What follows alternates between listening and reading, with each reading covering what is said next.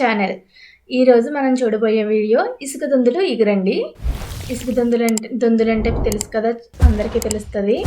ఆ దొందులతోటి ఇగురు ఎలా చేసుకోవాలో నేను ఈ వీడియోలో చూపిస్తానండి. దొందులు ఇగురు చాలామంది ఇష్టపడతారు. పత్తిని కూర కూడానండి. ఎక్కువ పత్తిని చేసే వాళ్ళకి కూడా ఈ చేపలు పెట్టచ్చు అంటే దొందులకు పెడతారండి. ఇదిగోండి, ఇవైతే ఇలా ఉన్నాయి. చేయించుకు తీసుకొచ్చారు బజార్లో. నేనైతే కొంచెం నిమ్మరసం, సాల్ట్, పసుపు వేసి కడుక్కున్నానండి. ఒక 3 టైమ్స్ కడుక్కుని పెట్టుకున్నాను. ఇదిగోండి, ఒక చేపని ఇలాగా 2 ముక్కల కింద చేశారు. అవి నీట్గా కడుక్కొని ఒక బౌల్లోకి తీసుకున్నాను.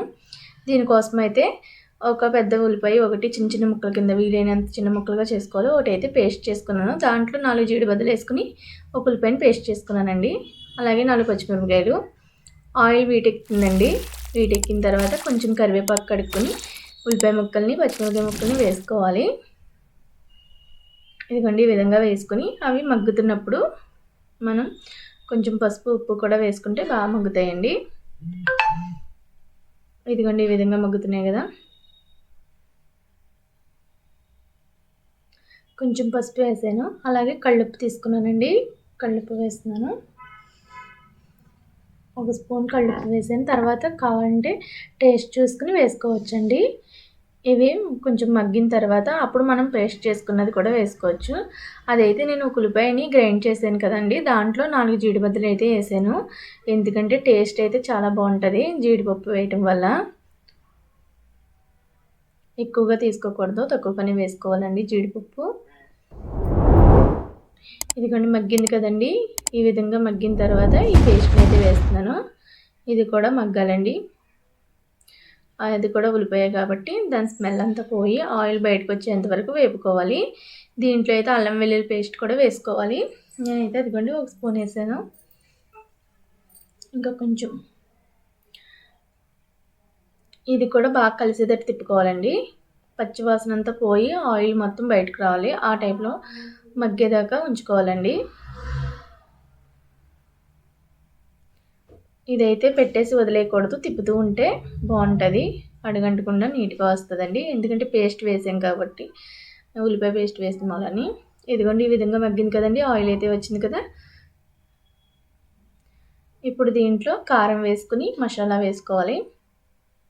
ఇదిగోండి, మసాలా అయితే టేబుల్ స్పూన్లో 1/2 స్పూన్ వేసానండి. సరిపోతుంది మనం తీసుకున్న చేపలు కదా. చేపలను బట్టి మసాలా క్వాంటిటీ పెంచాలండి. గరం మసాలా అది.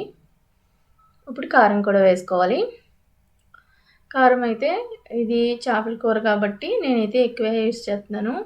కొంచెం ఘాటుగా ఉంటే బాగుంటుందని 3 స్పూన్స్ వేసాను. అలాగే 1 గ్లాసు వాటర్ వేస్తున్నానండి. ఇదిగోండి, ఇది పూర్తిగా కలిసేంత వరకు ఇలా గరిటెతోటి తిప్పుకోవాలి, కారం గడ్డల కింద లేకుండా. తర్వాత ఈ వాటర్ మూత పెట్టేసుకోవాలండి. మరుగుతున్నప్పుడు చేప ముక్కల్ని నీట్గా కడిగి పెట్టుకున్నాం కదా, అవి వేసుకోవాలి. ఇదిగోండి, ఇలా మరుగుతున్నప్పుడు ఇప్పుడు కొంచెం టేస్ట్ చూసుకోవచ్చు. తెలిసేవాళ్ళకి తెలుస్తుంది, లేకపోతే ఉడికేటప్పుడైనా చూడొచ్చండి. ఇదిగోండి, కడిగిపెట్టిన చేపలను అయితే వేసేస్తున్నాను. దాంట్లో చిన్న చిన్న కొంచెం కొవ్వు పిల్లల టైప్లో ఉన్నాయండి, అవి కూడా వేస్తున్నాను.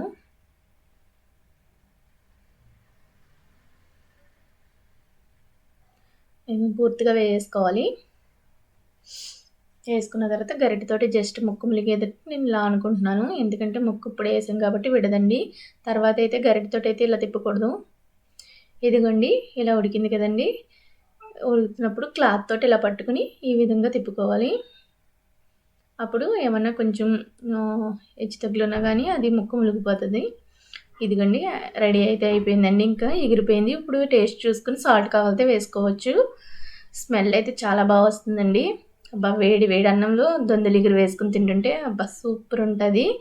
కర్రీ అయితే స్మెల్ అదిరిపోయింది. టేస్ట్ కూడా చాలా బాగుంది. నేను కొంచెం సాల్ట్ పడ్డదండి, వేసుకున్నాను. మా ఛానల్ ఫస్ట్ టైం చూస్తున్నట్లయితే ప్లీజ్ లైక్, షేర్, సబ్స్క్రైబ్. మా ఛానల్ సపోర్ట్ చేయండి ప్లీజ్. చూసారండి, ఇసుక దొందలు ఇగురు ఎంత బాగా ఉడుతుందో, కలర్ఫుల్గా. నోట్లో నీళ్ళు అయితే ఊరుతున్నాయండి. ఇదిగోండి, అయిపోయింది. ఇంకా కొత్తిమీర వేసుకుని దించేసుకున్నాను.